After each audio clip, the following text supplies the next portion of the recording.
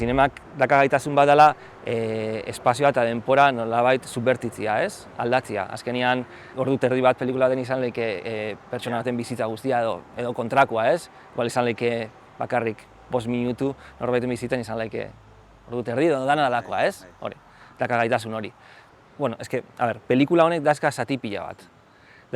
Pelikula da, doia harriari buruz, egia esan, flixari buruz, ez? Paisai oneri buruz.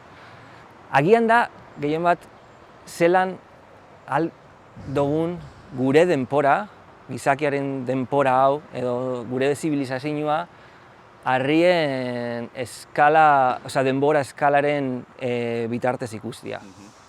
Euren ikuspuntutik gu begiratzia.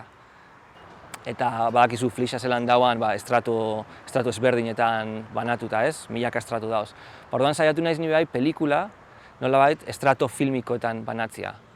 Nire ideia da pelikulak formalki paisaien forma hartzea. Orduan da hori, estratu filmiko ezberdinetan banatuta. Eta estratu filmiko bakoitza da denpora bat. Eta estratu filmiko bakoitza da grabauta formatu ezberdin baten. Adibidez, hasten gara dagerrotipuekin, diala, antzinean eitzen zian argazkiak, ez? Eta gero pasatzen gara 35 milimetroko emulsio, txuri-beltzeko emulsio zahar batera, eta gero beste zati bat Super 8, beste bat VHS-en. Izan lehike pelikula, ez dakit zelan urtengo da, egia esan, da, eksperimentoa da. Izan da nire lehenengo aldia rodatzen aktoriekin, holan benetako fikzio batekin, orduan lantaldi askoz behar handixagoa zen, ni ohitutan hauana baino askoz behar handixagoa.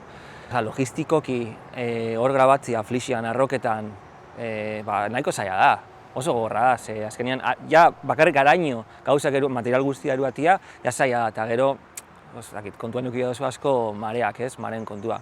Azkenean, egunean zabaltzen jatzu, 6 orduko lehiotxo bat hor grabatzeko, eta ez bazara erne ibiltzen, mareak harrapatzen zaitzu, eta hor geritzen zara, orduan, beti egon behar ginen horrekin, ez dakit.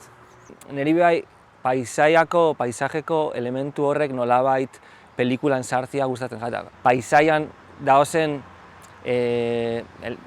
elementu sentsorial ezberdinak edo elementu natural ezberdinak, marea izan lehike edo haizea edo hor dagoazen soinuak nolabait eragina aukitzea pelikularen forman. Orduan azkenean bebai, hau, mareen kontua aktorietan behin nabaritzen da. Nolabaiteko hori urduritasun bat edo premia bat, gutxienez. Eta hori bai pelikularen historia da. Ni saiatzen naiz nire pelikuletan nolabait idazketa prozesua, muntaia eta grabaketa nolabait batera jutia. Hau ja ezinezkoa da, ez doiaz batera, ez? Baina saiatzen naiz holako simultaneidade bat eukitzia euren artean. Nire pelikulak orokorrian abia puntua izaten da leku bat, toki bat, espazio bat, ez? Eta, zua aldozu gauza bat idatzi, leku horretara jun baino lehenago, baina azkenean ara juten zarenean eta grabatzen hasten zarenean konturatzen zara, zu pentsau dozun errealitate hori ezberdina dela, ez? Eta orduan, hor bai egon bia dela, nire ustez, berridazketa prozesu bat, eta, orduan, grabatzera juten naiz, montatzen dut pixka bat, ikusten dut zelako materiala dakaten, eta berridatze egiten dut pelikula hor. Orduan, saiatzen naiz, holako, malgutasun hori ukitzen. Muntaia igual negurako edo, eta gero soinu eta kolore postprodukzioan, ez dakit, otsaian edo martxuan, eta gero hortik aurrera posible izango zen zinemalditara bidaltzia eta den.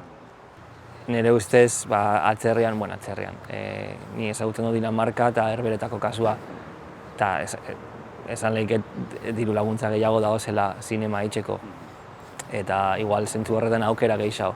Eta nire ustez bebai horrek nolabaiteko erosotasuna ematen dezta, eta agian izan lehike arrazoi bat nian handik jarraitzeko. Baina ez dakit zenbat denbora egongo naizen handik.